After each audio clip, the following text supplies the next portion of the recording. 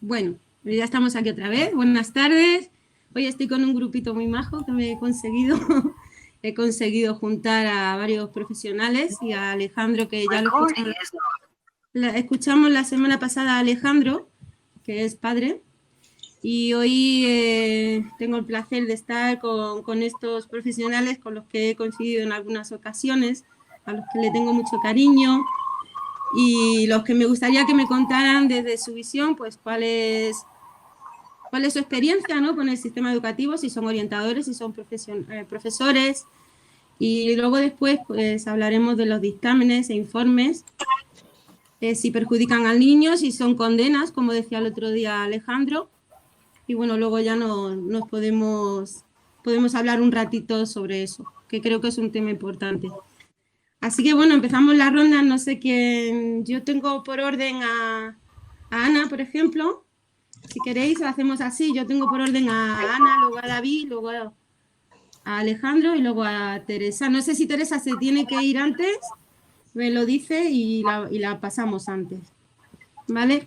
Empezamos con Ana, que nos va a contar su experiencia. Venga, Ana. Bueno, pues hola, bueno, buenas tardes.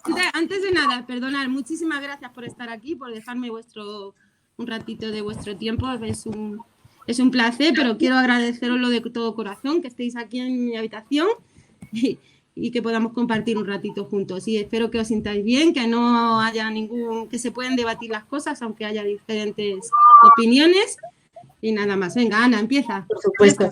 Bueno, pues muchas gracias a ti por invitarnos, por crear estos espacios tan necesarios, donde en los que hablar, ¿no? En los que no sé si a veces reafirmar nuestro discurso, porque siempre son espacios amables, ¿no? Al final, quienes nos reunimos aquí pensamos lo mismo, ¿no? Por eso buscamos estas vías. Haría falta, lógicamente, ¿no?, alguien más desde arriba, con poder, que desgraciadamente nosotros no tenemos. Pero bueno, en cualquier caso, podemos ser ahí el azote de las administraciones, ¿no? Desde nuestros puestos, siempre cada uno. Soy Ana Murcia, soy orientadora, llevo trabajando desde el 98 y al final tengo que decir que, bueno, soy directora de un equipo de orientación educativa en Asturias, en la zona centro. Llevamos coles de ámbito rural y desde el 98 hasta ahora, que han pasado muchos años, tampoco soy consciente de que haya cambiado mucho la legislación, ¿no? O por lo menos no en lo esencial. Yo creo que hemos cambiado nosotras, afortunadamente, nos hemos redefinido, nos hemos reconvertido hacia una escuela equitativa, ¿no? Pero a nivel burocrático y administrativo, las instrucciones de mi comunidad autónoma y de la mayoría que conozco, perdonad porque ahora van a entrar mis hijos, lo siento mucho, bueno, nada, la conciliación, ya saben que estaban grabando, pero bueno. Digo que al final la legislación, pues sí, cambian los partidos, cambian los nombres, cambian los principios, los pilares, que son maravillosos en todas las leyes. No hay ley que no tenga unos principios básicos que la definen, lógicamente, ¿no? Inclusivos, positivos, pro derechos humanos, pero al final, y lo que nos atañe a nosotras como profesionales y a vosotras como familias son las instrucciones y las funciones que nos encomienda la administración, y sigue siendo la misma que nos encomendaba en el 98, categorizar y etiquetar al alumnado para dotarle de unos recursos. O sea que al final, bueno, pues yo creo que es un poco más de lo mismo, con otros nombres, sí, pero en esencia, si hacemos solo lo que nos obligan a hacer, estamos haciendo prácticamente lo mismo que hace 30 años. Y una pregunta, Ana. Bueno, yo voy a hablar como madre, no tengo conocimientos como para hablar en cosas, pero yo te pregunto, si esas etiquetas tú crees que son malas, que son buenas, o qué opinas tú sobre esas etiquetas, porque yo tengo gente, conozco gente que piensa que esas etiquetas son malas para el niño, ¿no? Y otra gente que me dice que esas etiquetas son buenas para poder darle los recursos que necesite. Entonces, Claro, ahí está la cuestión. ¿Son buenas o malas? Vamos a ver. Pienso que si tenemos que poner etiquetas, yo no estaría en contra de poner etiquetas si me dejaran poner una a cada uno. Pues eso, este está enamorado y entonces está un poco disperso, tiene la atención un poco dispersa. Pues se la pongo porque a lo mejor, oye, necesita un recurso. Esta niña está sufriendo un proceso oncológico en su casa y lógicamente está fatal y no puede llevar adelante su proceso de aprendizaje de manera normalizada, ¿no? Este otro niño le pasa, pero no, ¿cuál es el problema? El problema es que las categorías son clínicas, que encima nosotros no lo somos, ninguno de nosotros. Yo soy pedagoga, pero bueno, mis compañeros psicólogos no son clínicos o no están contratados como clínicos, ¿no? Tienen que ser psicólogos escolares, con lo cual no pueden dictaminar. Son unas categorías que nos impone la administración, que son esas y no otras en base a criterios clínicos y económicos. Simplemente eso, porque unas generan recursos y otras no. Entonces, ¿es justo eso? Si estamos en un sistema equitativo, inclusivo y de calidad, como dice el Objetivo de Desarrollo Sostenible número 4, que es a lo que lógicamente todos los estados tienen que aspirar, ¿por qué unas etiquetas generan recursos y otras no? Claro, yo no es que esté radicalmente en contra de las etiquetas, pero yo en mi dictamen, en los dictámenes de mi administración y de cualquier otra, tengo unas casillas y no otras. Con lo cual, ahí ya me están derivando y me están diciendo qué niños sí y qué niños no, ¿no?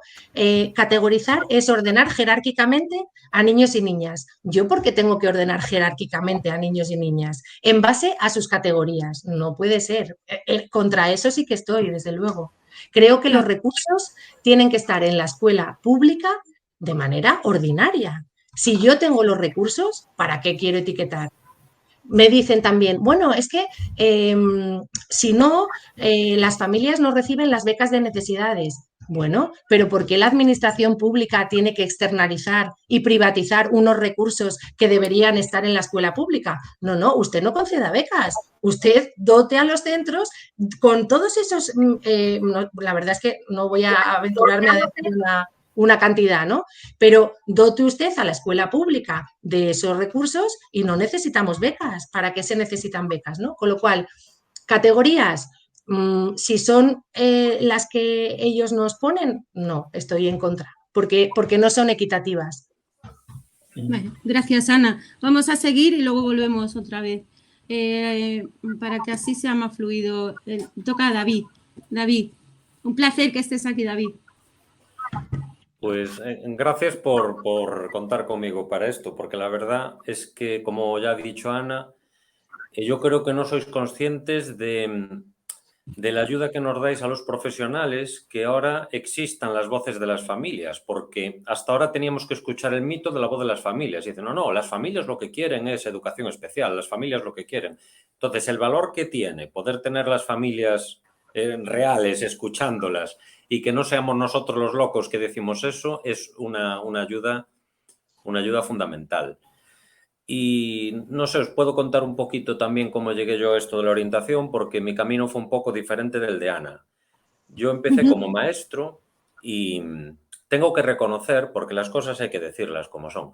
En mis primeros años como maestro, yo también me creía estas ideas de, claro, es que este niño en esta clase no lo acabo de ver porque no deja, impide el derecho a la educación de los otros y demás. Y yo reconozco que yo he dicho cosas de estas. Pero yo sufrí un proceso que me parece increíble que el resto de la gente no sufra. Bueno, sufrí, no lo sufrí, lo experimenté, porque ¿qué es? Por tener... la verdad es que la cosa empezó, vale, pero es así, están aquí, entonces, ¿qué hago? Y a raíz de darme cuenta de eso, al empezar a buscar soluciones, empecé a darme cuenta de la burrada que es que no estén ahí, porque En cuanto empiezas a ver que sí que puede funcionar, yo recuerdo que cuando yo... Claro, es que ahora hay Google, ahora lo buscas todo en Google y lo encuentras, ¿no? O sea, ahora buscas Dúa y hay Dúa, buscas de todo. Pero yo recuerdo cuando empecé a tener alumnado con TDAH que me como desafiaba mucho la organización de mi clase y demás, yo no tenía ni idea qué hacer. Entonces, a mí se me ocurrió el Dúa así, porque sí, yo... como podía más o menos, mientras yo decía, vamos a ver, yo recuerdo que tenía un alumno que, no sé, a lo mejor cuadra que ve esta grabación, sabrá quién es, que le gustaba hacer el pez morena, y todo tenía que ser el pez morena. Entonces, claro, yo siempre tenía que buscar que el ejercicio tuviera algo relacionado con los peces morena. Entonces, el problema de matemáticas tenía que tener un pez morena, el ejercicio sociales también. Y a ver, muchos años después encontré que el Dúa se parecía en algo a eso que yo hacía. Entonces, pues mira, pues ahora ya tiene un nombre, ahora ya le puede decir a la gente cómo se llama. Y bueno, a raíz de ese proceso, empecé a ver que me apetecía tratar de, yo que sé, va a sonar así evangelizar, ¿no? Transmitir ese proceso que yo había vivido a otros compañeros. Y sobre todo, yo veía que la gente que venía de orientación se empeñaba en perder el tiempo, que para mí era perderlo, en hacer adaptaciones curriculares, que teníamos que echar sesiones y sesiones con listas. Antes no había estándares, antes había listas de indicadores de no sé qué, que venían de un grupo de trabajo, de no sé dónde, y discutías si usabas los de Lugo o los de Orense, no sé cuánto. Y era un trabajo, pero horroroso. Y claro, yo me empecé a dar cuenta de varias cosas. Decía, vale, ya te he valorado al niño del pez morena. Entonces, y le decía yo, vale, ¿y qué es lo que tengo que hacer? No, el BADI te da el percentil 25, el WIS te da el percentil no sé cuánto. Y yo decía, ¿pero qué me dices? ¿Pero yo mañana qué hago? Y no me servía de nada. Y entonces me empecé a dar cuenta que a mí en la escuela no me servía de nada. Ni saber que tenía TDAH, ni que tuviera adaptación curricular, ni que a veces ni que viniera PT, porque depende de quién venga, puedes tener una persona que se cruza de brazos en una esquina al final, puedes tener una persona que se sienta en una silla al lado, o puedes tener PTs maravillosas como he tenido yo, que estás en clase, que esto ya lo he comentado con alguna vez. Yo he tenido la suerte de experimentar estar en clase y que los alumnos no se den cuenta quién es el profesor de los dos. Es decir, estás compartiendo la enseñanza. Yo he tenido la suerte de vivir eso y me ha ayudado ahora a ser lo que busco, ¿no? Porque lo he visto. La gente que no lo ha visto, puedo tener cierta empatía de que no lo entiendan. Bueno, entonces eso me hizo un poquitito decidirme por pasarme a orientación, que bueno, la verdad es que a veces digo, pero qué burro soy, porque yo trabajaba al lado de casa, yo iba caminando y ahora tengo que hacer 40 minutos de coche, pero bueno, a mí, y después, las cosas que estoy pasando en orientación, y digo yo, ¿dónde me he metido? Pero bueno, como decía antes Alejandro, que creo que aún no se estaba grabando, en el fondo reconforta un poquito, sobre todo cuando podemos así estar en alguna red de colaboración y ver que formas parte de algo, de difundir algo que realmente es importante. Entonces eso ayuda a decir, bueno, pues igual tampoco has metido tanto la pata, ¿no? Y bueno, No, eso creo que ya no la han metido, no. me sirve como introducción, ¿no? Vale, gracias, David.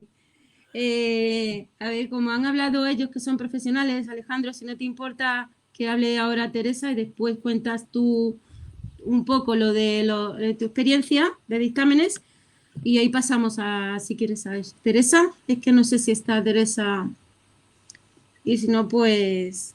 Es que yo pensaba, Alejandro, poner tu vídeo, pero tu vídeo... Estoy aquí, ¿eh? Vale, pues entonces mejor, Teresa, hablas tú, te presentas un poco y después pasamos a Alejandro, ¿vale?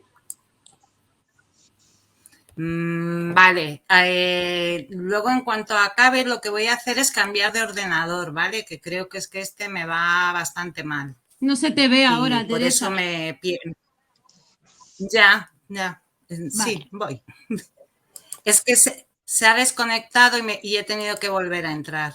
Bueno, pues si quieres que hable Alejandro y luego entras tú otra vez, pero como quieras. Vale, pues mientras habla Alejandro, que yo lo escucho, ¿vale? Voy a intentar cambiar de ordenador, ¿de acuerdo? Vale. Entonces, Alejandro, vamos a hablar, como ya el otro día nos contaste tu experiencia, yo creo que he sacado algunos vídeos de un poco significativos o que a mí me lo han parecido. Yo quería, cuando tú nos decías el otro día, Alejandro, que el dictamen de Rubén era determinante y además contabas que había sido como manipulado o falseado un poco, ¿no? Para derivarlo a especial. Yo quería sobre todo que hablásemos de eso. Son los dictámenes, los informes a veces falseados, porque el otro día hablaba yo con una madre que me decía, es que yo no reconozco a mi hija en el dictamen, o sea, no la reconozco, no la veo. Todo lo que pone en el dictamen, o casi todo lo que pone en el dictamen, no es cierto, está exagerado, está... Entonces, Alejandro, me gustaría un poco que hablases sobre eso y que hablásemos sobre ese tema. Muy bien. En principio, buenas tardes. Gracias otra vez por dejarnos entrar en la habitación de Lucía, en una habitación tan acogedora y que nos trata tan bien y que queremos mucho, porque la verdad que nos sentimos muy a gusto en ella. Efectivamente, bueno, yo soy Alejandro, el padre de Rubén, como siempre me presento, y bueno, pues hablando de los informes y de los dictámenes, la experiencia propia, pues al final es la experiencia común y normal que nos ha tocado al 99, y mucho por cien de las familias que hemos tenido algún problema en la escolarización de nuestros hijos en la escuela ordinaria.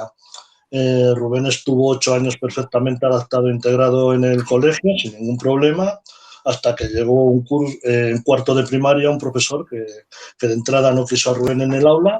Ya de entrada, sin conocerle, ya nos dijo que no quería, que solo quería alumnos normales. Entonces empezó a hacerle la vida imposible, a cualquier distracción, a cualquier le echaba del aula, falta por aquí, falta por allá, fuera del aula permanentemente. Nos enteramos de conductas totalmente impropias y delictivas. Eso nos enteramos ahí en el juicio que tuvimos. El profesor le quiso tirar por una ventana de un segundo piso, le quiso agredir con una silla delante de los compañeros, que se tuvieron que interponer, todo esto delante del resto de los compañeros. Con 10 años, o sea, los críos pues se daban cuenta perfectamente. Entonces, todo esto lo que derivó que efectivamente lo que parecía que habíamos estado construyendo durante 8 años con el resto del profesorado, porque es un colegio de barrio, ordinario, ya totalmente integrada en el barrio, Rubén perfectamente integrado también, colaborando y haciendo la convivencia pues lo mejor posible, curso a curso y sin tener ningún problema mayores. Pero a raíz de ahí, pues al final tuvimos un problema, claro, tuvimos un problema muy serio, pero le tuvimos no con los alumnos, no con los alumnos del colegio ni con las familias, lo tuvimos con el profesorado, con el claustro. Que llegó este profesor y en vez de posicionarse del lado de Rubén, no ya del lado nuestro, como familia, sino del lado de Rubén, un alumno al que conocían durante 8 años de estancia en ese colegio, un colegio pequeñito, el aula tenía 15 alumnos, el colegio no tiene más de 150 alumnos, o sea, nos conocemos de tú a tú todos. O sea, y bueno, pues toda esa confianza que habíamos labrado entre todos, pues se desmoronó. Se desmoronó porque, claro, el tutor, además este profesor al ser tutor, pues ya haciendo la vida imposible a Rubén, pues claro, porque tenía el equipo de orientación de que sí o sí tenía que hacerse un informe psicopedagógico para echar a Rubén del colegio. O sea, él lo tenía muy claro en ese sentido. Entonces, así es como, y bueno, lógicamente los informes, pues fueron unos informes, efectivamente, lo que comentábamos antes, o sea, para nada identificabas a tu hijo en ese informe. O sea, en ese informe veías un monstruo, sencillamente algo inhumano, ineducable, asocial, o sea, una cosa para quedarte, o sea, la verdad que es totalmente indignante todo lo que en esos informes que son documentos oficiales de la administración, los informes psicopedagógicos. Que esos informes después derivan en dictámenes. Los dictámenes en la administración son sentencias administrativas, legales y oficiales, que después cuando te pones en un contencioso administrativo te das cuenta de la fuerza realmente que tienen tanto esos informes como esos dictámenes de cara a la administración de justicia. O sea, es que es tremendo el daño que se puede hacer realmente cuando desnaturalizas a una persona, la haces inhumana y encima después generas un dictamen, una sentencia que es una condena de muerte educativa y social. O sea, nosotros, llegado a este punto, lógicamente, nos negamos. Lo teníamos muy claro desde siempre, o sea, desde que nació Rubén teníamos muy claro que Rubén nunca iba a pisar un centro específico ni especial. Eso ya lo teníamos súper claro como familia.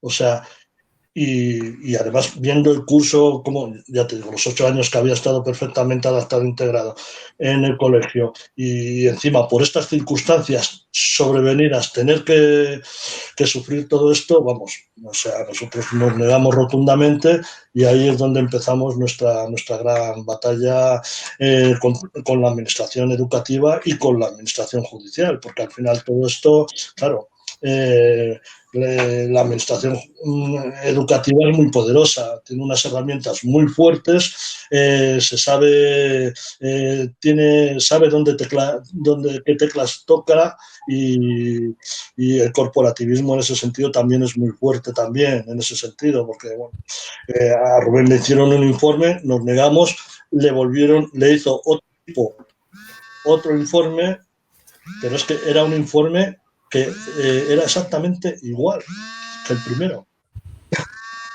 O sea, se hizo que tampoco variaba tanto, ¿no, Alejandro? Tampoco era tan...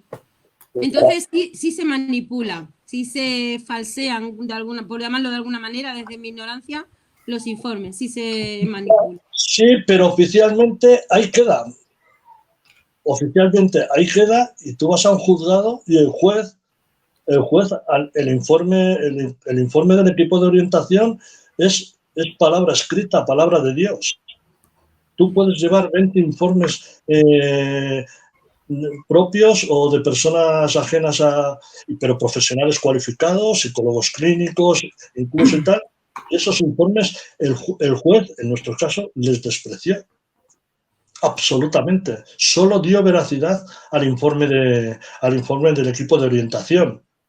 Aún teniendo el informe de la trabajadora social que era favorable a Rubén. Dentro de la administración, eso sí que es verdad, teníamos el informe favorable de la trabajadora social a Rubén, pero ese informe totalmente tampoco le dio ningún valor. O sea, el informe del equipo de orientación, en nuestro caso, sabemos que en otros casos ya van entrando informes, depende del juez. O sea, por desgracia es un poco la lotería y es una lotería muy, muy fastidiada porque, claro, tienes que estar al albur de que cuando no tiene que ser así. O sea, como hablaba Ana antes, yo lo de los informes tampoco lo veo mal, porque lógicamente un informe te dice las necesidades que puede tener un alumno, lo que puede necesitar, pero claro, un informe tiene que servir para buscar los apoyos adecuados del alumno, que si no están en el centro, lógicamente habrá que traerles. Pero lógicamente lo que no puede servir ese informe es para el dictamen. El dictamen, lógicamente, tiene que desaparecer sí o sí, porque el dictamen, al ser una sentencia administrativa, no puede decir si tiene ese niño, esa persona, derecho o no tiene derecho a la educación inclusiva. ¿Pero qué me estás contando? O sea, los dictámenes, incluso el Comité de Naciones Unidas en el informe que publicó en el año 2018, después de la visita que hizo en el año 2017, lo dice claramente en sus conclusiones. Los informes psicopedagógicos tratados de esta forma, en plan clínico y etiquetados, y los dictámenes de escolarización tienen que desaparecer. Son ilegales de cara a los derechos humanos y a la Convención. O sea, eso lo tenemos que tener muy claro y todo el mundo tiene que ser muy consciente de lo que estamos hablando, pero hay que saberlo, hay que empoderarse y hay que lucharlo. Eso también entre todos. Vale, gracias Alejandro. Vamos a seguir y volvemos luego otra vez a lo mismo. Bueno, para mí es un placer presentar a Teresa. Teresa es la única profesional que ha querido a mi hija en el aula. Ella sí la quería. Ella fue profesora de Lucía cuando Lucía estaba en tercero de infantil, ya con sus 5 años. Y yo no era consciente de aquello, pero luego con el tiempo sí que me he dado cuenta por todo lo que nos ha ido pasando. Entonces, para mí Teresa es muy importante, ¿no? Porque, bueno, ella dirá, yo es que hacía lo que hacía con todos, dirá ella, o pensará ella. Pero bueno, yo sé que con el tiempo no era lo que hacían todos, era otra cosa diferente. Entonces tenía muchas ganas de que estuviera también aquí con nosotros y hoy la he convencido y aquí está. Y quiero que nos hable un poco ella de su experiencia. Teresa es maestra, como ella se dice, maestra, y es una gran persona. Teresa, háblanos algo. Cuéntanos algo de Lucía. Pues nada, después de esta introducción, primero quiero decir, a ver, yo siempre me había negado cuando Belén me invitaba porque siempre le he dicho, yo no tengo nada que contar, realmente. Tienes que contar. Es más, tengo que decir que soy maestra y maestra jubilada. Llevo ya 1 año y medio fuera del aula, o sea que, en fin.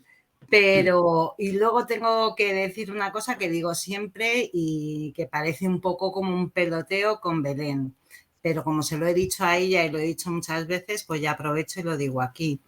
Ella habla siempre de ese año que compartimos en una escuela infantil y yo siempre digo que para mí ese año, que fue un año muy, muy duro a nivel profesional, Belén y Lucía fueron mi luz. Lo único que me hacía ir con, bueno, no lo único, pero lo que me hacía ir con ilusión, con ganas y que salía muchos días desesperada, muchísimos, pero para mí ellas fueron mi luz y lo que me salvó de ese año tan horrible. Dicho esto, pues no tengo mucho más que añadir, porque efectivamente cuando Belén siempre me repite lo mismo y tal.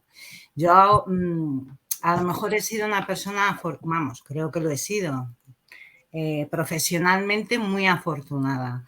Mis estudios de magisterio fueron los más básicos del mundo, que además me los pasé casi todos entre asambleas, manifestaciones, etcétera. O sea que... Pero luego he tenido muchísima suerte en cuanto he podido elegir en qué centros quería trabajar, cómo quería trabajar y sobre todo esa obsesión por saber que yo no sé, pero puedo aprender mucho de mis compañeros y de mis compañeras. Entonces, es unido pues como a una conciencia personal que no de saber mucho. Yo no manejo términos de ningún tipo porque no sé utilizarlos, pero yo creo que eso me ha hecho pues entender que no es que se hable de por qué un chico o una chica tienen que estar en clase, que lo que habría que hablar es y por qué no van a estar, o sea, como que cambiar un poco la mirada. Yo he aprendido muchísimo de mis compañeras, insisto, lo mejor. He conocido a grandes profesionales de la orientación y luego he conocido a grandísimas familias, a muchas madres corajes como Belén, que me han hecho también ver las cosas de diferente manera e intentar ponerme más en la piel. Pues yo, por ejemplo, no soy madre, o sea que entiendo el dolor cuando os escucho, ¿no? Porque me lo intento imaginar dentro de que me parece increíble seguir escuchando a estas alturas pues todas estas cosas, ¿no? Pero es cierto que conocer a personas, a estas familias que sufren a diario o que han visto por fin, han encontrado pues ese lugar donde dicen yo aquí quiero que esté mi hijo o mi hija, pues entre todos yo creo que, bueno, pues que eso es lo que me ha hecho ser como soy a nivel profesional. Entonces, es que no sé qué, o sea, No, no puedo decir nada más. No sé. Teresa, pero sí nos puedes decir tú de los informes, ¿qué opinas tú de los informes? Teresa, tú que has estado tanto tiempo con tantos años, que ahora estás jubilada, pero que has estado tantos años trabajando. ¿Tú qué opinas o de las etiquetas? ¿Sí que son necesarias? ¿Crees que son necesarias o crees que...? A ver, yo intento ser realista con algunas cosas. Yo no sé si son necesarias o no. Lo que sí sé es que hoy en día, o sea, tú puedes pelear por lo que quieras, pero mientras tanto, hoy en día, si un chico o una chica que tú sabes o que detectas que tiene unas necesidades de apoyo educativo, el que sea, no tiene un informe que lo avale, tú te ves sola, ojalá que con 15, es que te ves sola con 27. Te ves sola con 27 y no con un caso, con bastantes casos. Entonces, o sea, yo tengo muchas críticas que hacerle a los informes, a los dictámenes. O sea, empiezo por decir porque creo que, o sea, en los orientadores tendría que haber en todos los centros. Lo que no puede ser es que un orientador pase por o una orientadora pase por un colegio una vez a la semana, unas cuantas horas. Entonces, claro, cuando llega se encuentra con que tiene que atender un montón de demandas que hacemos los maestros, que las hacemos con nuestra mejor voluntad, yo creo. O sea, yo ya sé que hay casos para todo, ¿no? Pero hablando de lo que conozco, de lo que yo he hecho y de lo que he visto. A lo mejor tú haces una demanda que no está razonada ni justificada, pues para eso está el trabajo del orientador o la orientadora, que te diga, pues mira, no, Teresa, es que a lo mejor esto lo tienes que enfocar de esta manera, de la otra, y ya está, o sea, porque no lo has hecho bien. Pero lo cierto es que para que, o sea, tú haces una demanda hasta que el orientador o la orientadora puede verlo, que lo vea, que tal, que venga a lo mejor a clase. En algunas de las ocasiones, a lo mejor ya han pasado meses, que te empiezan a pasar una serie, pues eso, de baterías, no sé qué, que a mí siempre es, a nivel personal, lo que más me ha costado. O sea, yo me he tirado horas para rellenar una batería de estas que al final eran de sí o no, y sin embargo me he tirado horas. ¿Por qué? Porque es que no veía yo cómo plasmar lo que yo estaba viendo con un sí o con un no, y me pasaba el día poniendo asteriscos. Es imposible con un sí o un no. Ya, pero luego yo, a ver, Belén, yo entiendo, quiero entender, ya lo dirán por las personas que están aquí, que se necesita un instrumento que sea lo más objetivo posible para poder valorar. El problema, desde mi punto de vista, no es, o sea, a mí me cuesta rellenar eso, ¿vale? Pero lo relleno, porque lo tengo que hacer. Pero claro, yo lo que necesito es que vengan y estén conmigo en clase. Es decir, la única manera de verdad de ver cómo se relaciona, cómo se comporta, cómo no sé qué, es estando en clase. Ni con sí o con no, ni siquiera con mis asteriscos, porque yo también soy incapaz de contarlo en dos frases. ¿Y qué pasa? Que no tienen tiempo para hacerlo, que no tienen tiempo. Luego podemos decir que hay algunos que además a lo mejor no quieren tampoco, pero nosotros, o sea, yo he conocido muy buenos profesionales, ¿no? Y claro, te voy a decir que es que raro ha sido el que se ha sentado en la clase invisible, o sea, para que allí no se supiera que estaba una persona que venía a nada, simplemente se sentaba allí, pum, pum, y se pasaba la mañana en la clase. También he conocido maestros que no han querido que eso suceda, ¿eh? O sea, que te dice que yo de corporativista no tengo nada. O sea, que he conocido, pero en la mayoría de los casos los maestros lo que queremos es que alguien nos ayude, porque no sabemos abordar ciertas situaciones, ¿no? Y entonces, pues, pues eso lo he hecho en falta, pero no porque ellos no quieran, a lo mejor, simplemente porque cada vez, por lo menos aquí en Madrid, cada vez tienen más centros que atender. Y ahora mismo, en mi último cole, en el Miguel Hernández, pues hay 38 niños que están pendientes de hacer una valoración desde hace 2 años. Y esos niños y esas niñas que tienen derecho a tener un apoyo, no lo están teniendo. Y todo es... Y si no tienen el apoyo, pues tú a veces te ves pues desbordado, ¿no? Lo cual no justifica ninguna otra cosa, ¿eh? Simplemente... No, claro, claro. Yo me acuerdo cuando estábamos juntas, cuando estábamos en la escuela infantil, yo veía a la orientadora, creo que era 2 veces en semana, yo. Bueno, pero luego cuando subimos aquí al cole, donde ha estado Lucía estos años ahí cerrada en el aula TEA, pues yo a la orientadora había años que yo no la veía, a no ser que yo venía 2 veces en semana, pero a no ser que yo le dijera quiero hablar contigo, no podía. Y según ella muchas veces me contaba que era el volumen de trabajo que tenía. O sea, que yo entiendo por una parte que a lo mejor en ciertas comunidades, ciudades, hay más volumen de trabajo que en otras, supongo, pero no lo hablo desde mi ignorancia. Pero sí, yo creo que en ese caso el conocer al niño es entrar a verlo, no es tampoco hacer...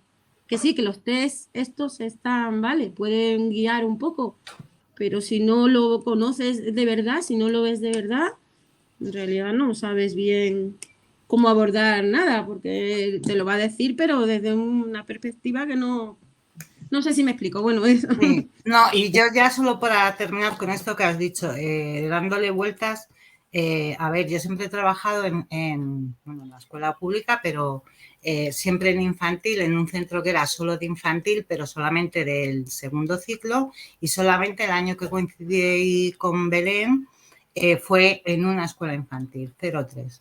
Bien, esto lo digo porque las escuelas infantiles, insisto, aquí en Madrid, no sé si en todas partes es igual. Bueno, tanto en la escuela infantil como en los últimos años del cole en el que yo estaba antes de que lo cesaran, nosotros teníamos el equipo de atención temprana, ¿vale?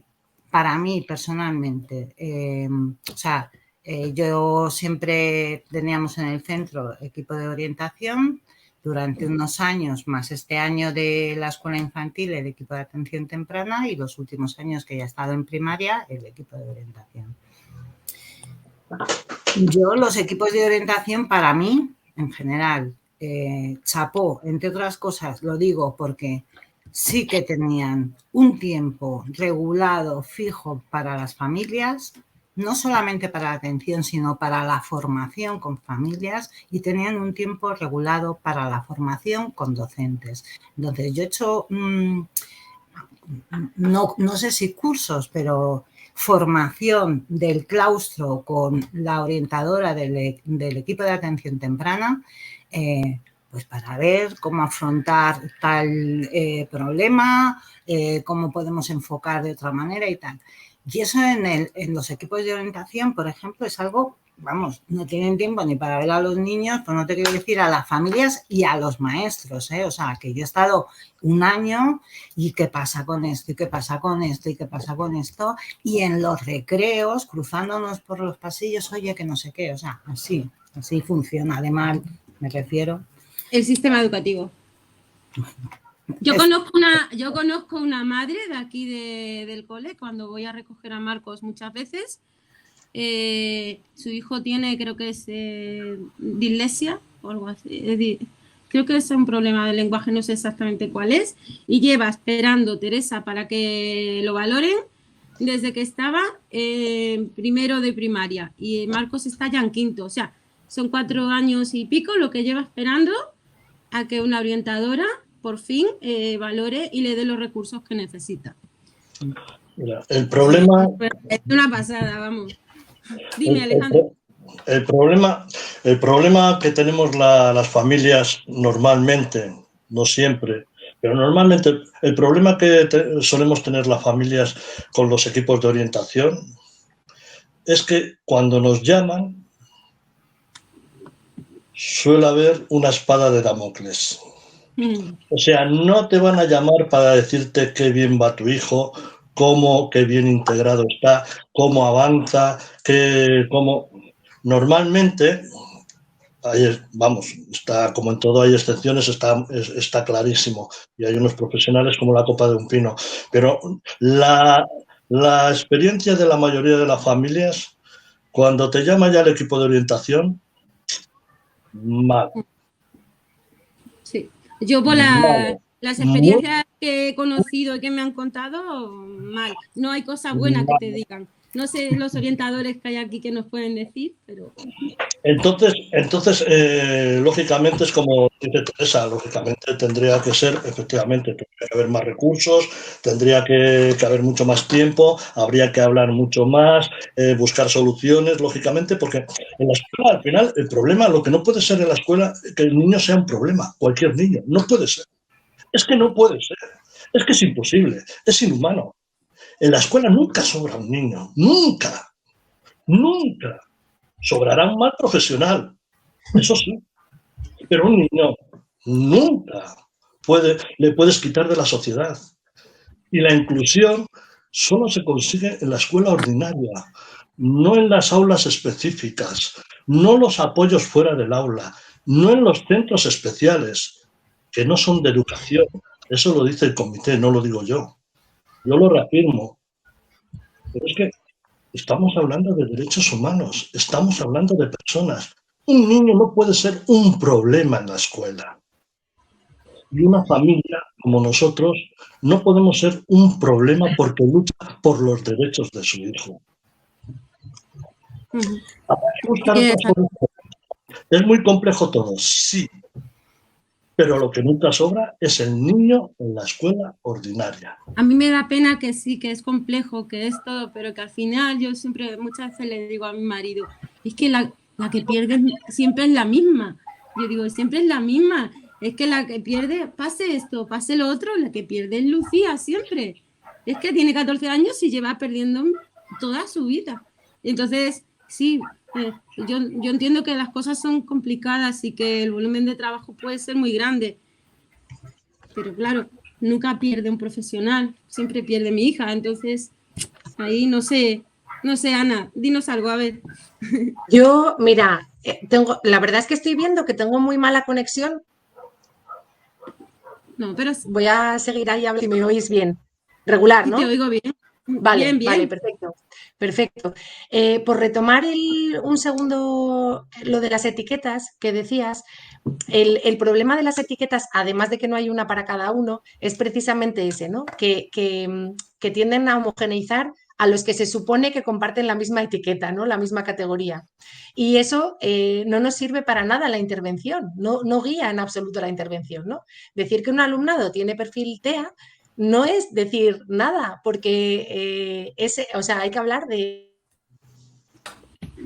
Manuel, porque al profesional no le orienta esa categoría, ¿no?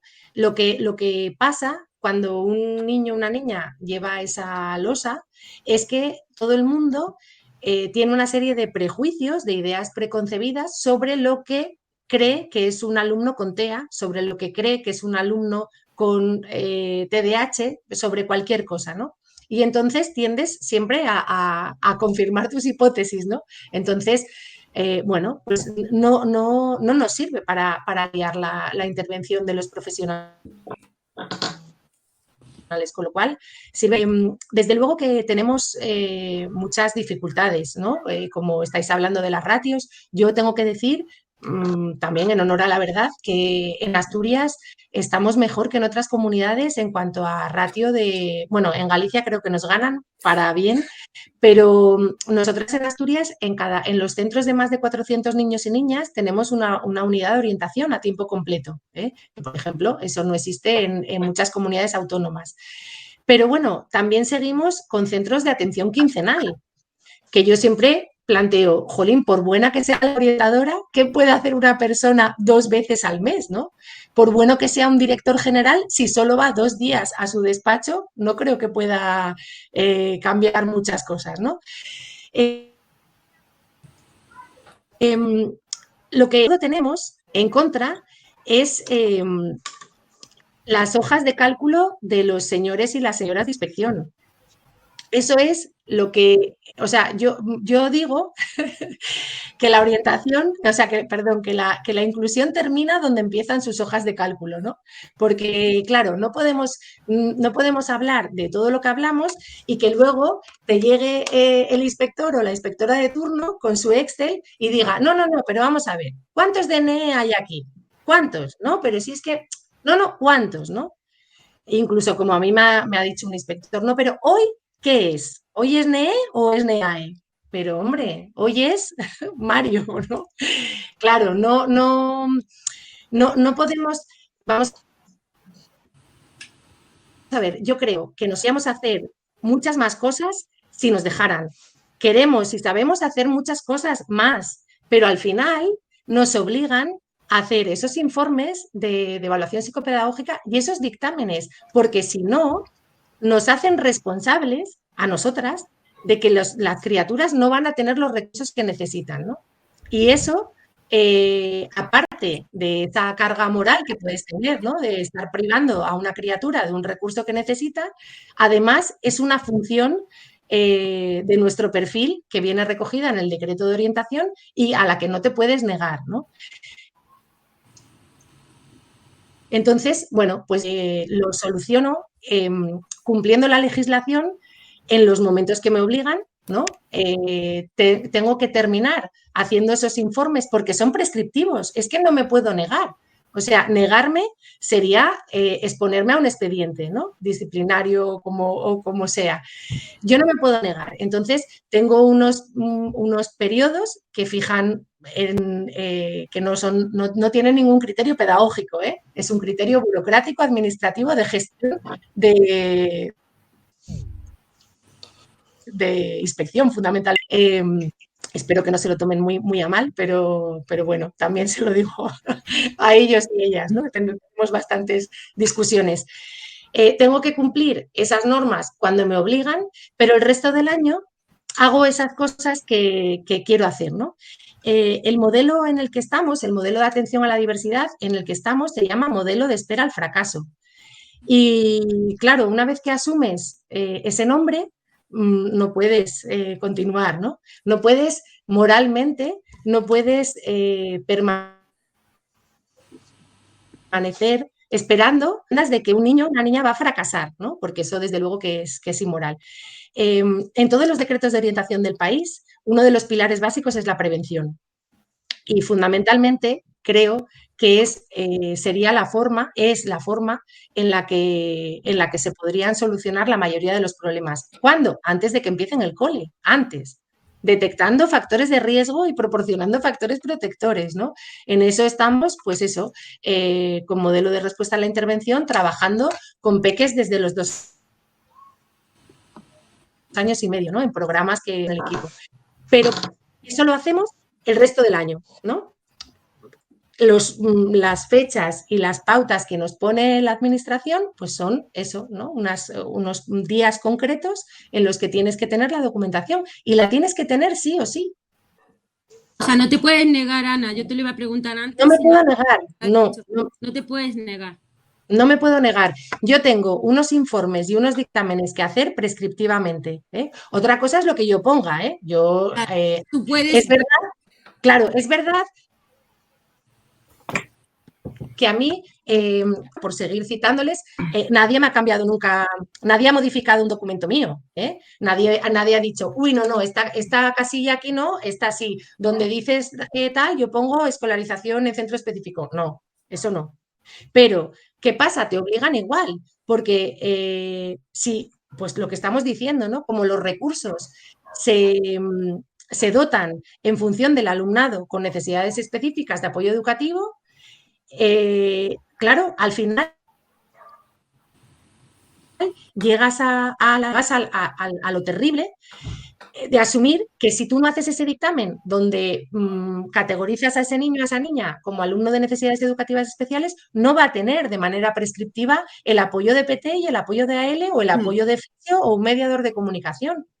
Esos recursos no están en la escuela, no están como están los otros recursos, ¿no? No están como el profe de educación física, como la profe de música o como los profes de religión, ¿no? Que podríamos hablar mucho de los perfiles de la escuela. Entonces, al fin, tú tienes que decidir si ese niño o esa niña va a tener prescriptivamente esos recursos, ¿no? Cuando además, como las orientadoras y los orientadores cumplimos esa función para la administración, claro, si no hacemos los dictámenes no hay recursos, y si no hay recursos, los equipos directivos, el profesorado, pues claro, también presiona para que hagas eso, ¿no? Porque si no, nos quedamos sin recursos. Claro, es que si no dictaminas, si no categorizas, nos van a quitar el PT, nos van a quitar la L.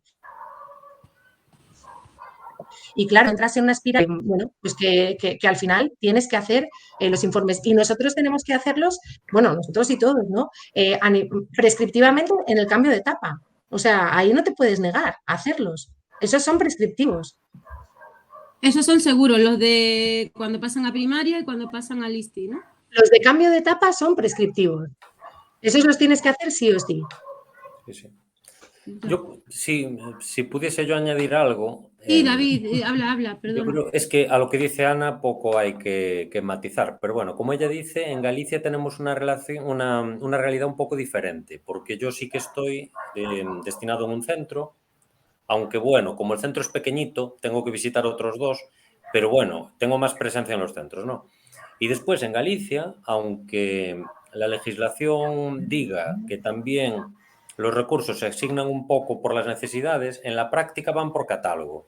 Entonces, a un centro que le corresponde una profesora de PT, le va a corresponder una profesora de PT, pase lo que pase. Entonces, yo lo que he descubierto es que, siendo verdad todo lo que dice Ana, el problema yo lo veo más profundo, porque aquí, que no tenemos ese problema, seguimos pensando que tenemos que hacer esas cosas para conseguir los recursos. Yo me encuentro a veces como...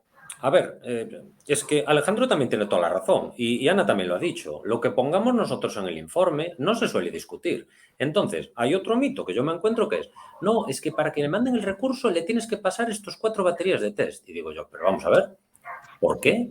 Si, como decía antes Teresa, yo tengo la suerte de que puedo ir mucho a las aulas.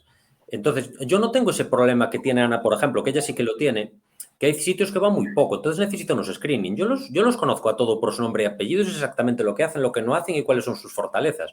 Entonces yo puedo decir, no, aquí hay una necesidad de lectura o una necesidad de lo que sea. No necesito estar 3 meses evaluando, lo puedo hacer ya. ¿Y qué me he encontrado? Yo realmente los informes los hago muy rápido. Yo puedo hacer un informe en 2 días. No hay ningún problema. Tengo la información, tracata, miro mis notas, pues me encuentro que a veces, no os lo vais a creer, pero estoy ocioso. Porque algunos compañeros me siguen pidiendo, pero espera, es que no le has pasado ningún test. ¿Cómo no le has pasado un test? Le tendrás que pasar una serie de test. Y además vamos a ver, ¿pero el diagnóstico cuál es? Y le digo, pero vamos a ver, ¿no preferirás que venga contigo a clase, estemos mirando a ver cómo se puede hacer esto? Yo te acompaño en lo que quieras, diseñamos algo. Pues no, muchas veces me encuentro ocioso y os va a parecer increíble, pero es así. Entonces, la conclusión que yo quiero decir es, desde mi punto de vista, el camino de querer cambiar el sistema no conduce a ninguna parte, que lo hablábamos un poco antes, sino que tenemos que cambiar a las personas. Parece que está por ahí Lucía. Sino que tenemos que cambiar a las personas. ¡Hola! Dile hola. Hola. Sí, que hay que cambiar a las personas, Hay que David. cambiar a las personas, porque si no cambiamos a las personas, ya lo veis, nosotros que tenemos un sistema mejor que el que tienen en Asturias y al final consigue más Ana en Asturias que muchos de mis compañeros en Galicia. Entonces, como no cambiamos a las personas, de hecho, la legislación en Galicia, si la leéis en el papel, es maravillosa. Dice todo lo que dice Ana, dice, el informe psicopedagógico tiene que decir las fortalezas y tiene que decir las estrategias educativas. Tenemos varios protocolos hechos por la Xunta de Galicia que dicen que no podemos diagnosticar, que citan a Gerardo Echeita, a Ignacio Calderón, de cómo se hace un informe psicopedagógico. Nosotros ya estamos. ¿Qué pasa? Que luego las personas, es lo que dice Ana, te llega una hoja de cálculo de no sé quién, que me contabilices no sé qué cosa. Y al final, claro, tú como persona, esta frase creo que la escuché el otro día en Grau precisamente, que decían, tú tienes que tomar la decisión, o eres un obstáculo o eres parte de la inclusión. Entonces, O sea, que totalmente depende de vosotros. David.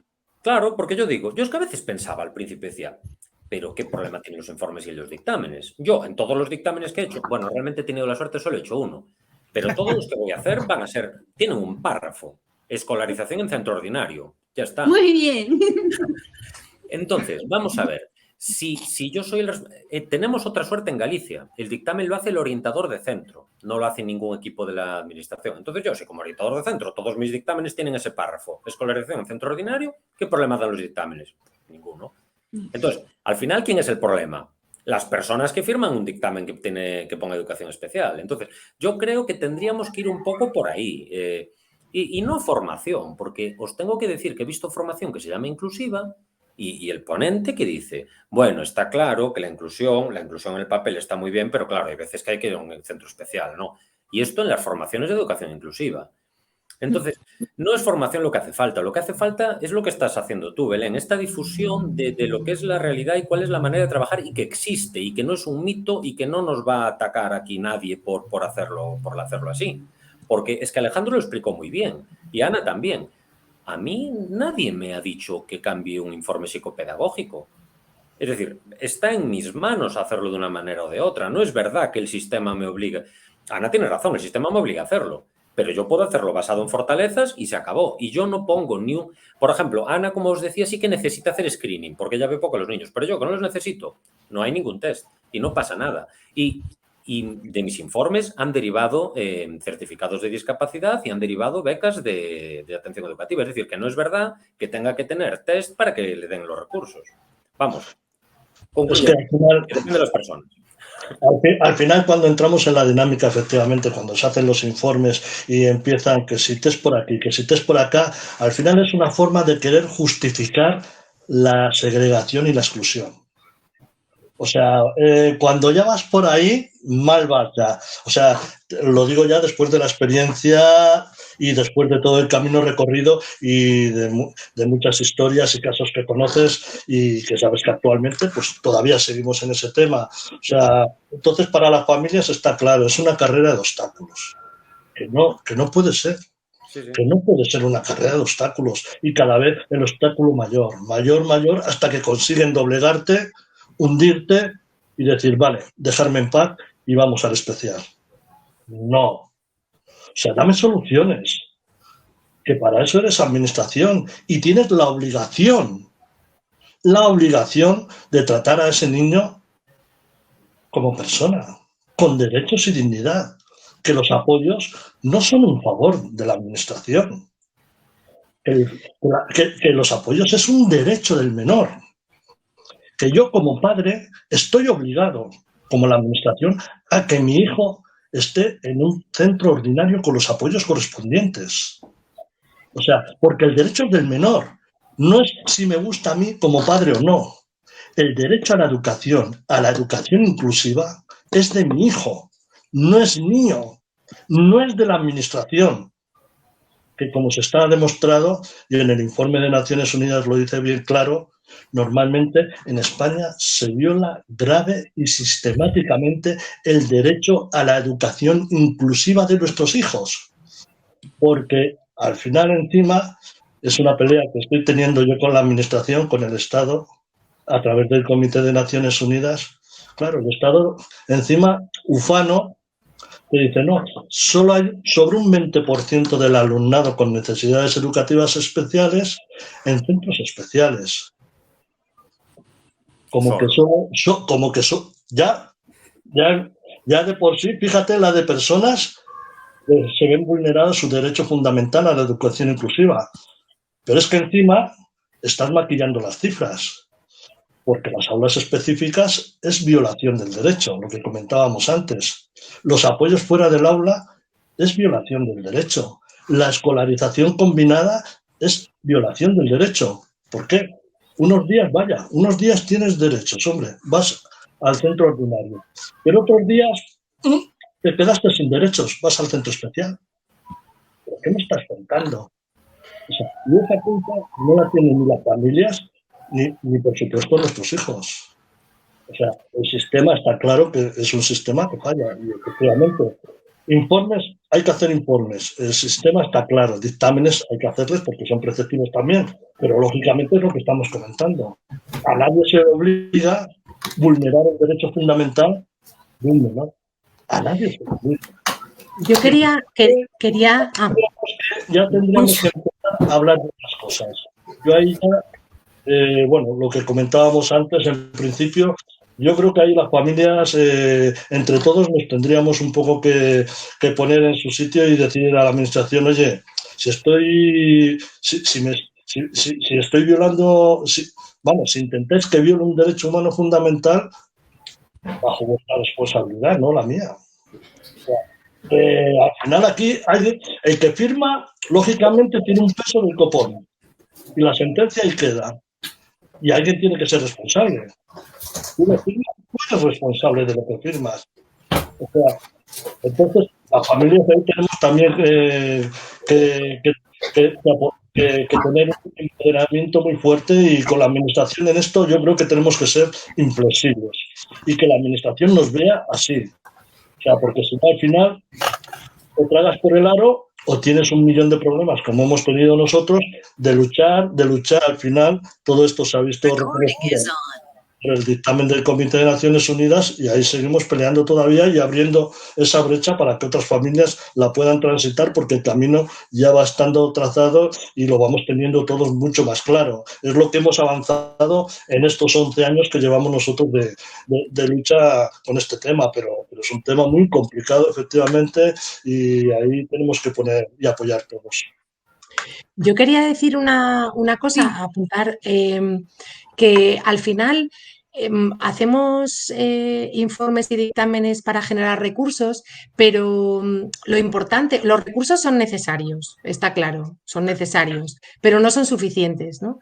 Porque si no cambia nada en el aula, si se siguen las clases magistrales, si se sigue el libro de texto, ¿cuántas compañeras de PT tengo que meter en esa clase para que cambie algo? Da igual, da igual. O sea, si el profe se pasa el 75% del tiempo hablando solo al gran grupo y luego sigue el libro de texto, me da igual los recursos que tenga, me da igual, o sea, los que me dé la administración, ¿no? Entonces, yo creo que tenemos todos y todas que hacer autocrítica sobre las barreras de nuestros propios perfiles, ¿no? Yo soy la primera que hago críticas, o sea, que me hago yo la crítica de las actuaciones que tengo que no son que a lo mejor no favorecen del todo la inclusión, ¿no? Y todos los días me cuestiono eso, hacia dónde voy. Pero bueno, a veces ves que hagas lo que hagas, si lo que decimos, ¿no? Al final la cuestión es la actitud de las personas. No es el que sabe más, no es como dice Teresa, yo es que no sé tal. No, es que no es saber, porque al final, a ver, tampoco tenemos que tener unos conocimientos técnicos que necesitemos miles de años en adquirir. O sea, necesitamos una actitud sobre todo eso, para querer que todos los peques estén y que todos sin exclusión, ¿no? A partir de ahí, cuestiones puntuales de metodología, de trabajar una cosa, otra, como decía David, ¿no? Yo trabajaba DUA sin saber que era DUA. Bueno, pues claro, y los profes, hay profes evidentemente maravillosos que ya hacen todo esto, ¿no? Que al final tampoco necesitan unos conocimientos técnicos tan potentes, necesitan querer. Necesitan como nosotras, ¿no? Necesitamos querer, porque al final eso es el 80% y el resto se aprende muy fácil. Si trabajar por estaciones, venga, pues nada, hacemos una mini formación y ya te cuento cómo es el trabajo por estaciones. El caso es que tienes que querer trabajar por estaciones, porque si no, me da igual. Yo no, es como, no puedes obligar a nadie a dejar de fumar, ¿no? No puedes obligar a nadie a ponerse a régimen, pues no puedes obligar a nadie a implantar DUA si no quiere.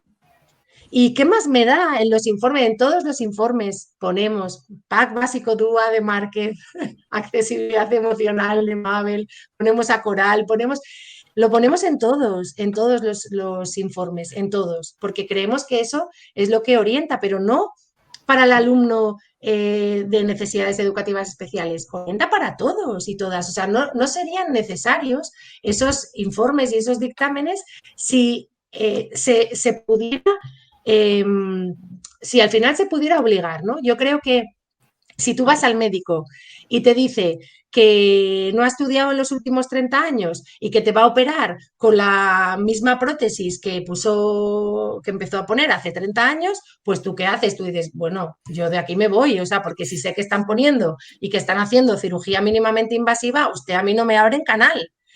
Eso en sanidad no lo consentimos. No lo consentimos porque, ¿por qué? Porque todos y todas podemos tener una fractura de cadera y entonces nos vemos en esa situación, ¿no? No sabes que puedes pasar, te puede pasar. Pero en educación no, como piensas, bueno, es que, oye, mis hijos no tienen diversidad funcional. Bueno, que además eso sería muy, muy cuestionable, ¿no? Porque tenemos que tener en cuenta todo lo sobrevenido. O sea, que es que hay que ponerse en la situación sí o sí, ¿no? Y bueno, eso, si no hay actitud, nos da igual los recursos que haya en la escuela. Para Pues mí, además, desde luego, yo, por ejemplo, con mi experiencia, yo siempre la cuento. Mi experiencia es que daba igual los recursos que hubiese en la clase, porque, por ejemplo, la profesora que no quería que Lucía estuviese en clase nunca a ninguna hora, porque la ponía nerviosa y según ella no podía con ella, ¿vale? Pues se da de baja y viene otra chica que entonces Lucía empieza a estar todo el rato en la clase dentro. Estábamos hablando del mismo cole, la misma el mismo equipo directivo, todo igual, estamos todo igual, pero una sí quería y la otra no. Los recursos yo supongo que serían los mismos, o es que en ese momento cambiaron los recursos y ya hubo un montón de recursos. Pues no los hubo. Cambió ¿qué cambió? La persona que estaba dentro de la clase, que una sí quería y la otra no. Entonces a mí, mi experiencia como madre me dice que la voluntad y el querer, sobre todo, es lo más importante. Por ejemplo, Teresa sí quería que estuviese mi hija en clase, pero los demás no han querido que mi hija esté en clase porque les molesta, porque antes, cuando era pequeñita, tenía a lo mejor rabietas, ya ahora mismo no las tiene, tampoco quieren que esté dentro, o porque se levantaba de la mesa, no, ya no se levanta y tampoco quieren que esté dentro. No sé si me explico, pero yo creo que la voluntad y el que la persona quiera y que totalmente depende de eso, todo. Para mí, en mi experiencia, solo me dice eso. Desgraciadamente, mi hija solo ha dependido de la suerte y del querer del profesor y tiene 14 años y entró con 2,5 a la escuela infantil. No sé. Entonces, es muy fuerte eso para una madre. Vivir esa situación durante tantos años y saber que no sabes si el año que viene el profesor nuevo que venga va a querer que tu hija esté en clase o le va a poner nerviosa y entonces la va a echar al aula TEA y va a pasar allí sus, ¿cuántas? 6, 8 horas, lo que sea. Me parece... Yo creo que es lo que decía, perdón, es lo que decís en Cádiz, ¿no, Belén? El estar rezando o encomendándoos a la Madre Tierra, ¿no? Cada una lo que quiera, durante todo el verano, ¿no? A ver quién me va a tocar, qué profe me va a tocar en septiembre, porque de él depende o de ella depende la felicidad de mi hijo y por supuesto la mía, ¿no? Claro, imaginaros que fuéramos al médico así. Perdona, que dices, claro, perdona que es te que, corte, pero es que depende no solo la felicidad del niño y su derecho a educarse y tal, no, es que depende de toda la familia, porque nos toda la familia, claro, toda la familia, claro, pero por eso nadie se imagina llegar a un hospital y que el médico diga, pues no quiero, pues ahora no quiero, ¿no? Claro, pues entonces coges, vamos de mano, pones una denuncia en gerencia y te vas a otro hospital público, ¿no? Dices, pero ¿cómo no va a querer usted? Claro, eso porque lo admitimos en educación. Yo quería sí, Teresa. empezar casi por este final. O sea, me parece tremendo que se pueda hablar de un maestro. Ella quería tener y este otro no quiere. Es que no es una opción. Te quiero decir, eso no puede ser nunca una opción para un maestro. Los alumnos son los que son y están ahí y ya está. No, ni quiero ni dejo de querer. Porque Eso es mi trabajo y eso es lo que he elegido, o sea, mi responsabilidad. Dicho esto, yo lo que creo, o sea, si seguimos avanzando y dándole vueltas, al final, por lo menos es mi opinión, lo que falla de verdad es todo el sistema educativo, todo, desde arriba hasta abajo. Porque yo con eso de no se puede obligar, hombre, no se puede obligar, depende, no se puede obligar. Te quiero decir, ahora mismo no se puede obligar, ¿no? Pero porque hay un sistema educativo que no tutela, o sea, no tutela sobre derechos, porque para que esté la inspección educativa, por ejemplo, en este país, ¿alguna vez ha estado para echar una mano a algo?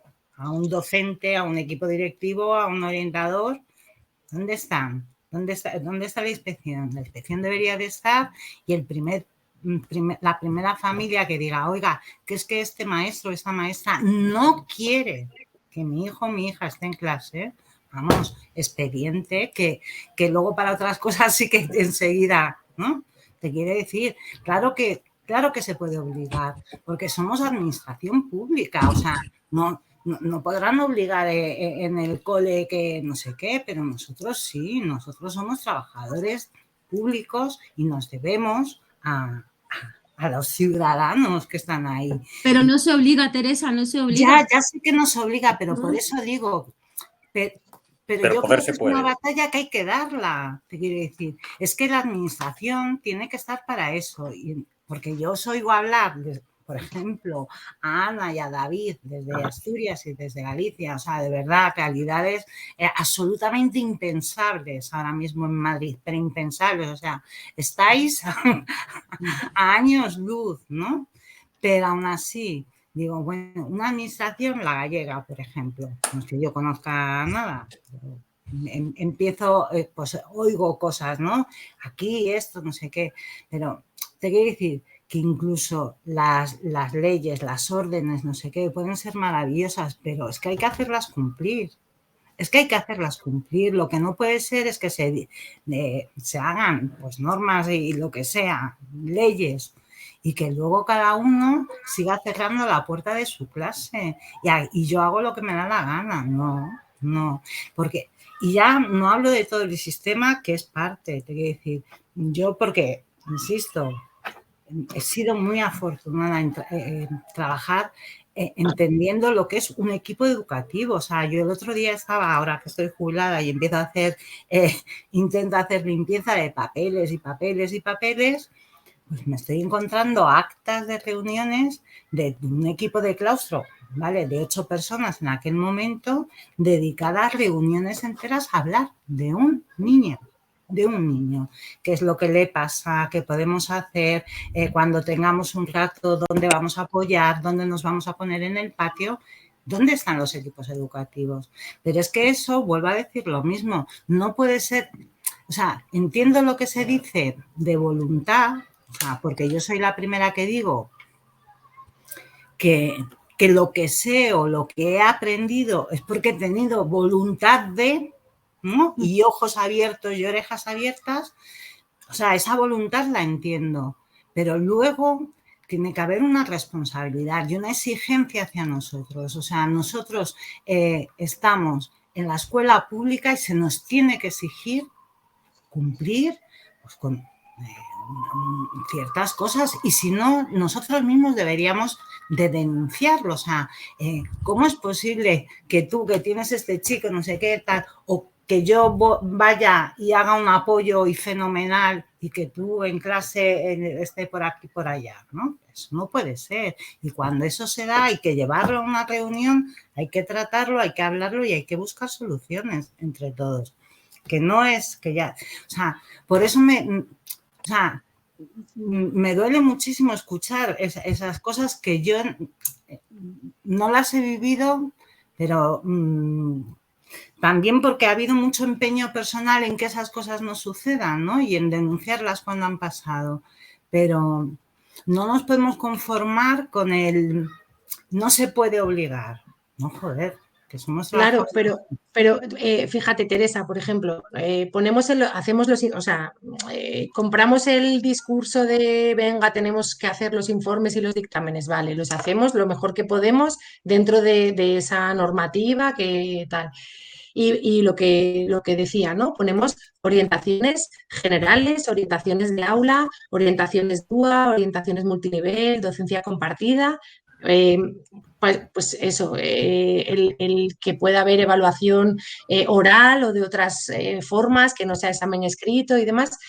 Y yo no puedo, no, o sea, no, nosotras, que era otra de las críticas que hacía el informe Solcom, es que ni siquiera asumiendo que tenemos que hacerlo, tenemos mecanismos para velar que esos informes que son prescriptivos para el profesorado, que esas medidas que vienen ahí de a este niño hay que darle más tiempo para hacer los exámenes, hay que ponerle menos actividades, hay que ponérselo más grande, hay que, ni siquiera yo puedo, yo tengo ningún mecanismo que me permita velar porque eso se cumpla, ¿no? Es más, muchas veces cuando se habla de estas adaptaciones en la evaluación, por ejemplo, un discurso, a ver, no voy a generalizar, pero un discurso recurrente es, claro, es que si hago eso le ayudo. Digo, hombre, pero ¿y qué le quieres fastidiar? Claro, le ayudas, pero ¿qué quieres hacer con tu alumnado si no ayudarle, ¿no? Y si no, pues lo que decimos siempre, les quitas las gafas a todos y el que no vea, oye, pues es un problema, ¿no? Entonces, no tenemos mecanismos. Lo ponemos en los informes, pero yo no puedo obligar. Entiendo perfectamente lo que dices. Entiendo que debería ser, pues eso, inspección, por ejemplo, ¿no? La encargada de velar porque porque tienen el poder para hacerlo. Ah, David se va. David, ¿quieres decir algo antes de irte? No, de hecho yo es que no quería interrumpir, por eso lo estaba poniendo por ahí por el chat. Nada, gracias por haberme convocado, porque la verdad es que da gusto poder hablar con vosotros. Ya os digo que da muchísima energía para seguir tratando de difundir la palabra. Gracias a ti, David. Ha sido un placer. Ya haremos una segunda parte. Muy bien, venga, adiós. Beso, Venga, David. hasta luego, luego. gracias. Sí, sigue, Ana, perdona. No, eso, decía a ver, es que yo no tengo forma de, o sea, yo voy y digo, pero a ver, enséñame el examen adaptado, ¿no? Y si ya me habéis obligado a hacer ese informe y yo pongo que, bueno, pues que si tiene un trastorno de dislexia, pues hay que hacer un examen adaptado con una serie de condiciones y demás. Te pueden decir perfectamente, Teresa, y tú lo sabes, te pueden decir, no, pues no le hago el examen adaptado, porque es que, claro, si no, he pensado que le estoy ayudando. Digo, bueno, pues, claro, entonces ahí es cuando, bueno, pues tendría que, por ejemplo, pues eso, el servicio de inspección educativa, ¿no? Ir con mi informe y velar hacer esas hojas de cálculo, pero para poner los tics bueno, ¿hace docencia compartida? No, pues no está cumpliendo. ¿Hace multinivel? No. ¿Hace DUA? No. Bueno, pues entonces no está cumpliendo el informe. Pues una sanción, ¿no? O no cobra la carrera docente o yo qué sé, cualquier cosa, ¿no? Eso Pero nunca ocurre, ¿verdad, Ana? Eso nunca ocurre, quiero decir, nunca pasa la inspección.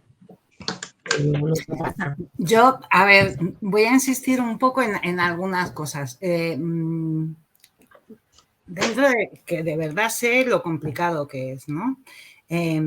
A ver, si a ti como orientadora en este caso, se te pide que hagas un informe porque tú ves unas dificultades en un niño o una niña y por un lado haces el informe porque necesitas ayuda, o sea, porque quieres hacerlo mejor, quieres echarle una mano por no seguir metiendo la pata y tal.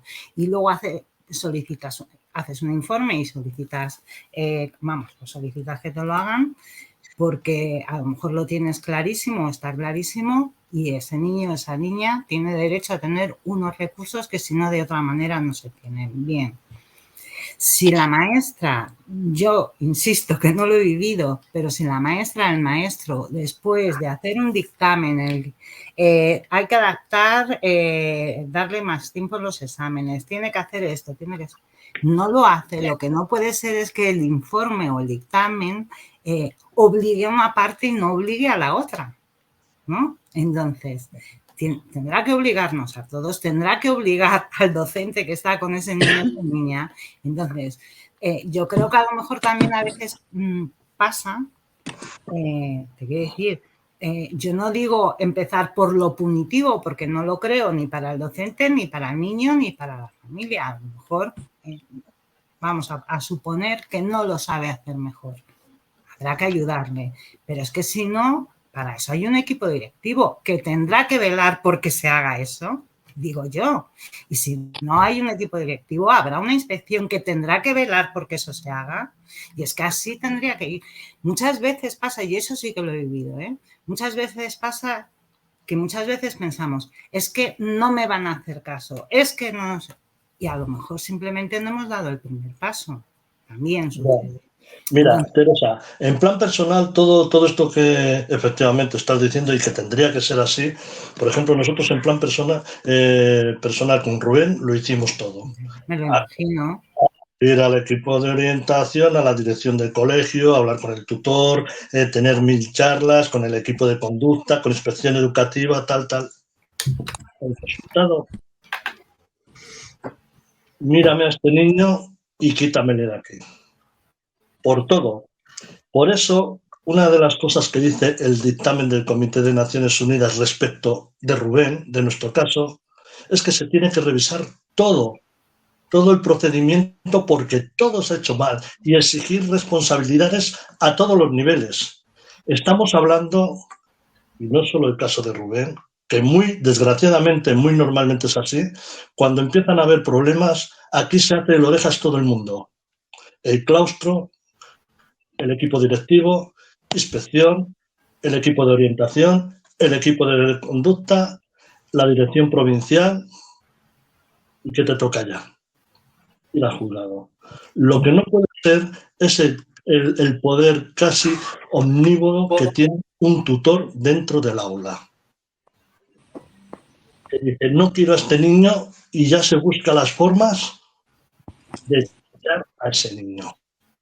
Y nadie, de todo lo que estamos hablando, que es como tendría que ser, denunciarlo. O sea, es tremendo la indefensión que tienen las familias en estos casos, que son muchísimos. Cada uno tenemos la experiencia que tenemos, pero realmente, o sea, es que realmente es un problema gravísimo realmente. O sea, es que el llegar a la conclusión tan fácil de decir, no, a ver, mírame este niño y a ver cómo me lo quito de encima. ¿Qué me estás diciendo? Si aquí nunca sobra este niño. De sobrar, sobras tú. Por 1000 circunstancias. Porque incluso igual te niegas que los apoyos entren en el aula, que se haga un informe muy bueno, pero después los recursos lógicamente no aparecen o aparecen muy de esa manera. O sea, hay incumplimientos, pero que al final, ¿quién paga el pato de todo el tema este? El niño y la familia. Los profesionales. Y es verdad, Teresa, que las aulas son reinos de taifas en ese sentido, siempre lo han sido, ¿no? La autonomía pedagógica que amparaba, pues eso, ¿no? Cada maestría tiene su librillo, ya, hombre, pero a ver si nos leemos todos el mismo librillo, porque ya está todo totalmente comprobado y demostrado qué es lo que funciona, cuáles son las actuaciones que tienen éxito y cuáles no, ¿no? Entonces, no se puede seguir experimentando. Y yo insisto, la labor de las orientadoras siempre tiene que pasar por la diplomacia extrema, porque en el momento que un profe se sienta atacado, lo que va a hacer es defenderse, ¿no? Entonces, algo que no le pasa, o sea, nosotras muchas veces vemos, pues eso, ¿no? Cuando lo que dice Alejandro, a veces te dicen, mírame a este niño y dices, jolín, te tengo que mirar a ti, o sea, te tengo que mirar a ti porque acabo antes mirándote a ti que mirando a este niño y a otro y a tal. Te voy a mirar a ti y te voy a ayudar a ti. Claro que esa sería la demanda guay, ¿no? La demanda guay sería que la profe dijera, oye, ¿me puedes echar una mano para ver cómo consigo explicar esto y que se entienda, por ejemplo, ¿no? Que este peque que tiene dificultades en no sé qué lo pueda entender. Pero no, seguimos todavía en ese modelo clínico de mírame a este niño, dime lo que le pasa, orientadora, reza porque lo que te salga en todos los test que pases sea lo que piensa la tutora que le pasa a ese niño, porque si no, lo vuelven a derivar al año siguiente y al año siguiente, ¿no? O sea, la gente tiende a, lo que decía antes, a confirmar sus hipótesis. Y luego, eso, mírame a este niño, dale los recursos y entonces, en ese momento, ya ese niño, esa niña, no es del tutor, es más de PT, de AL. Claro, y eso no puede ser. El sistema, ese esquema tiene que cambiar, ¿no? Y nosotras, claro que vemos muchas cosas bueno, que dices, jo, es que en esta clase lo que haría falta sería, por ejemplo, ¿no? Trabajar por estaciones, pero yo no puedo obligar a un profe a hacerlo, a usar otra metodología. No puedo decirle que el libro de texto fatal, que deja un montón de niños y niñas al margen. Y entonces tengo que hacerlo, pues eso, con buenas palabras, con sonrisas, sin que se sienta atacado concretamente él o ella. Y al final, pues claro, es con tantas indirectas que a veces no tiene ningún resultado. Es que al final, en la administración, entre el problema entre el profesor y el alumno, el que sale perdiendo siempre es el alumno. El alumno con necesidades educativas especiales. Ese siempre sale perdiendo. El único que no tenía que perder el derecho es el que siempre le pierde. Y los profesionales quedan impunes, Alejandro. Por ejemplo, el profesional que tuvo Rubén quedó impune, no pasó nada con todo lo que hizo, no pasó nada absolutamente. La profesora que no dejó a Lucía entrar durante 2 cursos, no le pasó nada tampoco. Ahí sigue en otros colegios. Y así sí, esa es la cruda realidad. O sea, después, claro que yo, por ejemplo, la experiencia de Rubén, estuvo 8 años perfectamente escolarizado y tuvo unos profesores buenísimos y unos apoyos buenísimos. Pero no puede ser que al 9º año te venga un delincuente, porque no le puedes nombrar de otra forma, y pase lo que pase. No puede ser. No hay derecho para el menor, ni para la familia, ni para la sociedad, porque al final estamos hablando de educación inclusiva, y es la educación de todos, como sociedad. Aquí o ganamos todos o perdemos todos. O sea, estamos hablando de, no, bueno, es que los niños con problemas, no, es que somos todos los que estamos en el mismo barco. O aprendemos todos, o al final nos vamos al garete todos, después nos quejaremos. Pero bueno, así estamos. Yo os tengo que dejar también ya, ¿vale? Vale, Alejandro, muchas gracias por haber estado. Venga, un beso. Hasta luego. Un beso, Alejandro. Sí, bueno, yo casi que también, que me están ya reclamando. Sí, vamos a ir cerrando. Nada, no sé si Teresa quiere decir algo más, o Ana, o si queréis decir algo más vosotras. Yo eso, que básicamente esto es una cuestión de actitud, no de conocimientos técnicos, pedagógicos, psicopedagógicos, es una cuestión de actitud. Por supuesto que las críticas no se puede generalizar, ni van, bueno, tenemos colegios maravillosos, ¿no? Por poner un ejemplo, que ayer colgaban las redes, es que es curioso, claro, lo que mueven las redes, ¿no?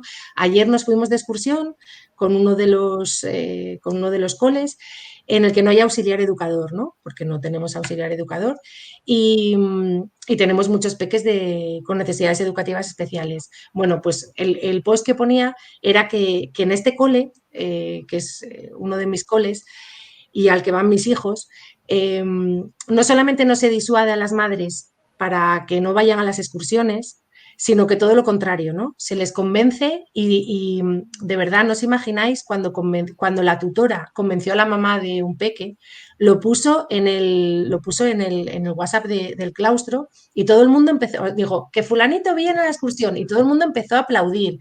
O sea, se consideró una victoria, ¿no? Y ahí nos fuimos de excursión con un montón de profes sin auxiliar educador, pero es igual, es gestión de adulto, o sea, es gestión de equipo directivo que diga, o vamos todos o no va ninguno. Si a la actividad no pueden venir todos los niños y niñas de nuestro cole, no se puede hacer. Es una actividad que no es inclusiva, ¿no?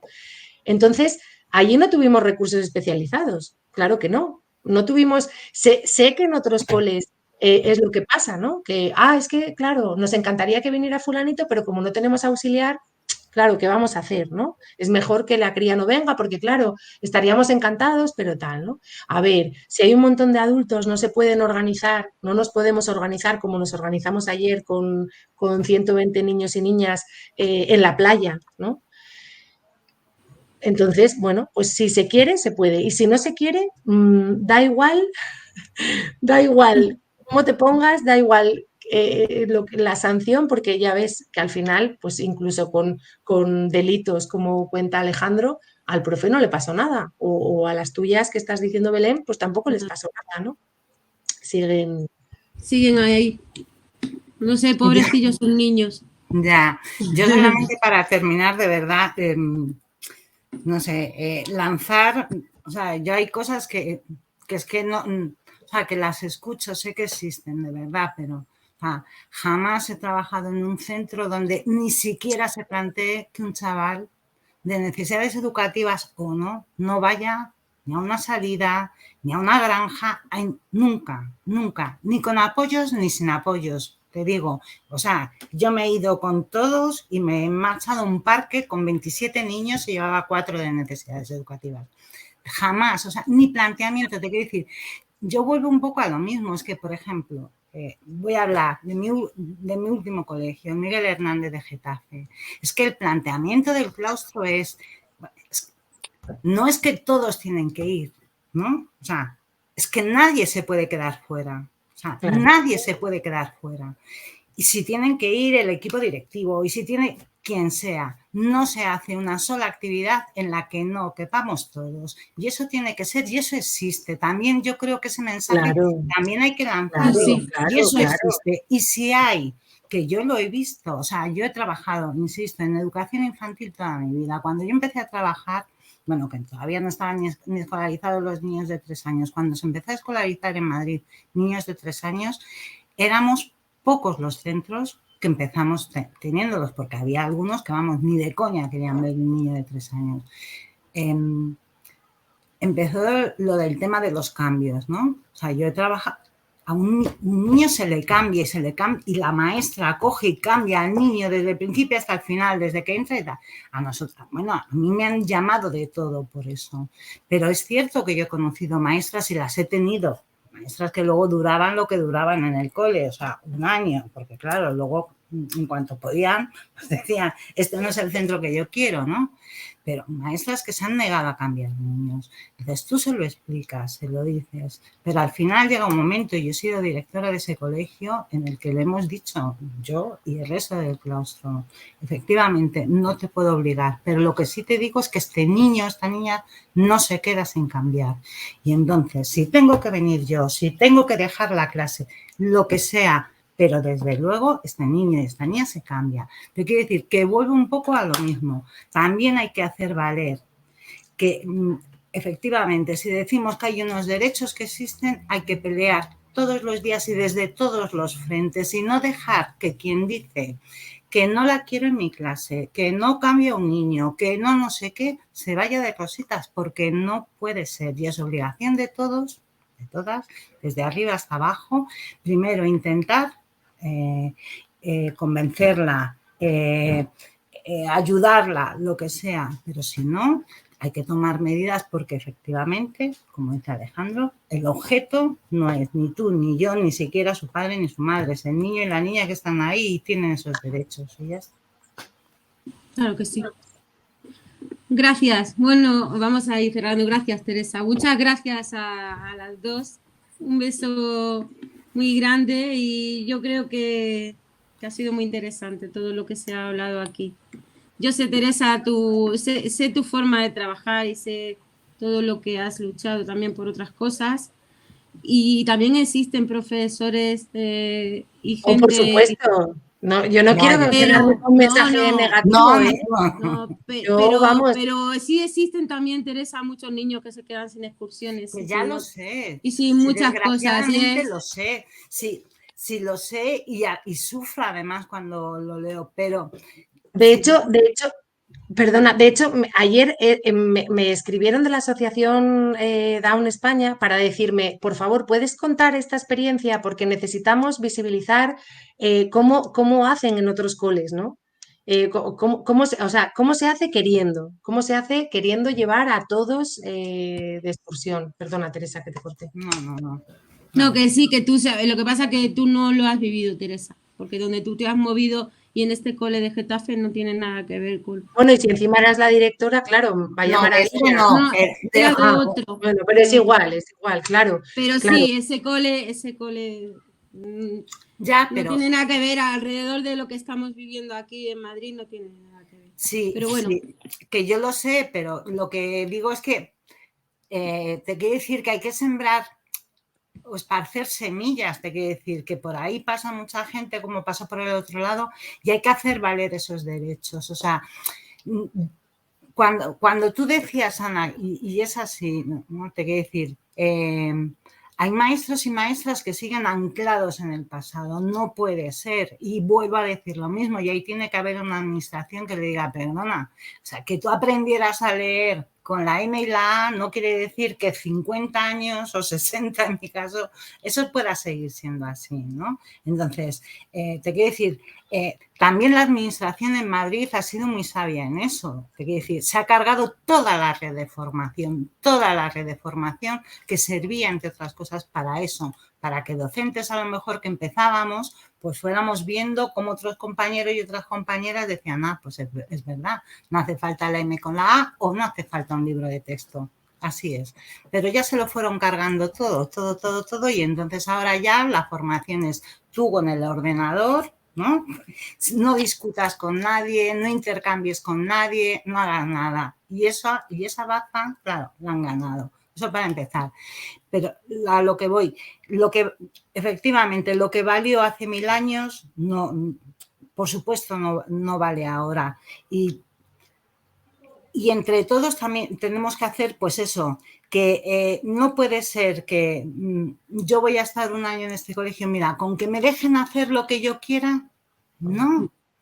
Efectivamente, o sea, yo he pasado por ser la más joven y mira, con que por lo menos me dejen hacer mis rincones, mis no sé qué, mis no sé cuántos y tal. Pero hay que sembrar, porque es que si no, no avanzamos. Totalmente de acuerdo. Yo me quedaría con eso, con que los recursos son necesarios, no son suficientes y lo importante es la actitud y, por supuesto, eso, el ir generando sinergias, como dices, Teresa, el ir sembrando, claro. Y, bueno, pues evidentemente llegas a un sitio nuevo, no vas a poder cambiar todo de repente, ¿no? Porque tampoco tienes tú la luz, pero bueno. Claro, con que tú cambies una realidad de un aula, de una profe que sois amigas y que, bueno, pues empieza por ahí. Luego ya, oye, el resto a lo mejor se une, ¿no? Claro, no, yo además no quiero quedarme con un mensaje negativo, ¿eh? Y menos hacia las familias, porque, jolín, No, por supuesto estamos, que...